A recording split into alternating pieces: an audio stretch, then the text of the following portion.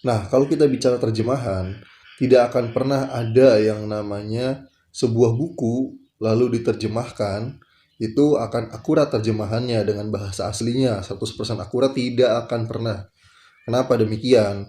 Karena ketika dua bahasa yang berbeda dihadapkan dua bahasa yang berbeda ini, itu pasti kita akan temukan dua persoalan. Yang pertama, keterbatasan kosakata dari bahasa yang satu dan bahasa yang lainnya. Karena dua bahasa yang berbeda pasti jumlah kosakatanya nggak akan sama, pasti beda. Ada yang salah satunya lebih sedikit, ada yang satu laginya juga lebih banyak. Itu hal yang paling logis, itu udah pasti. Itu yang pertama. Yang kedua, keterbatasan pemaknaan kosakata. Kadang di bahasa tertentu ada satu kosakata, satu kata ini memiliki makna lebih dari satu, sedangkan di bahasa lainnya satu kata hanya memiliki satu makna. Nah, dari sini tidak akan pernah ada yang namanya akurat terjemahan itu. Makanya dari jalan yang diambil secara alternatif oleh para translator jika menemukan permasalahan seperti tadi, itu akan mengambil kata-kata alternatif seperti itu. Nah, itu yang langkah yang paling sering diambil oleh para penerjemah agar tidak ada terjemahan kosong. Nah, cuma kalau kita bicara terjemahan Alkitab, ini malah banyak terjemahan-terjemahan yang sengaja disesatkan.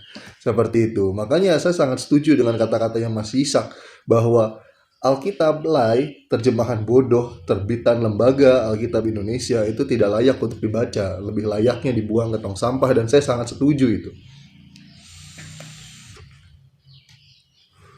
Sangat setuju sekali dengan Mas Ishak.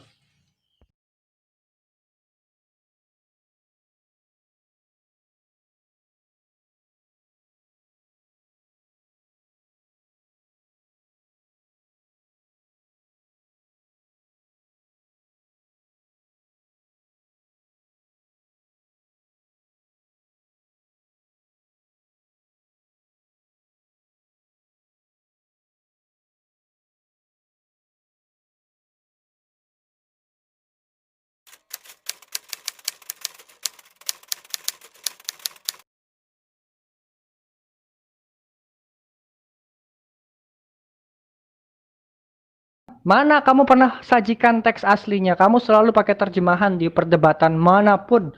Pakainya LAI, King James Version. Sekarang mana teks aslinya? Mana yang kamu jabarkan? Referensi kamu dari mana? Onkelos? Ribbi Saadia? Atau dari mana? Atau dari pendeta Kristen mana? Kalau saya pakai konsisten. Saya kalau pakai Onkelos, Onkelos. Saadia, Saadia. Saya nggak mau pakai yang lain. Karena itu nggak ada otoritasnya. Karena bukan seorang posek. Kalau seorang posek, maka baru dia memiliki kapasitas dan ilmu untuk menerjemahkan Torah. Makanya saya tanya, kenapa terjemahan seperti LAI itu nggak kepake? Layaknya masuk tong sampah.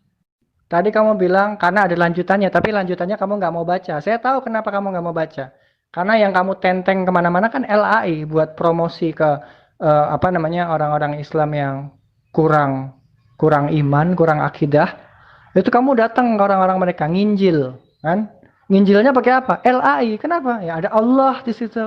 Ada kata Allah di situ. Ada kata Rasul. Rasul siapa? Paulus. Jadi kamu pakai terjemahan itu.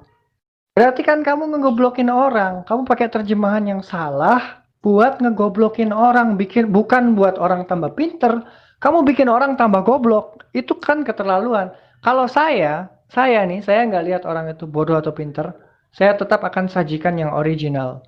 Sesuai dengan makna, konteks, frase, filologi, ortografinya. Bukan pakai terjemahan yang kayak tai gitu. Kalau terjemahannya seperti itu buat apa dipakai gitu kan? Buang aja ke tong sampah. Bakar aja buat bikin api unggun gitu kan.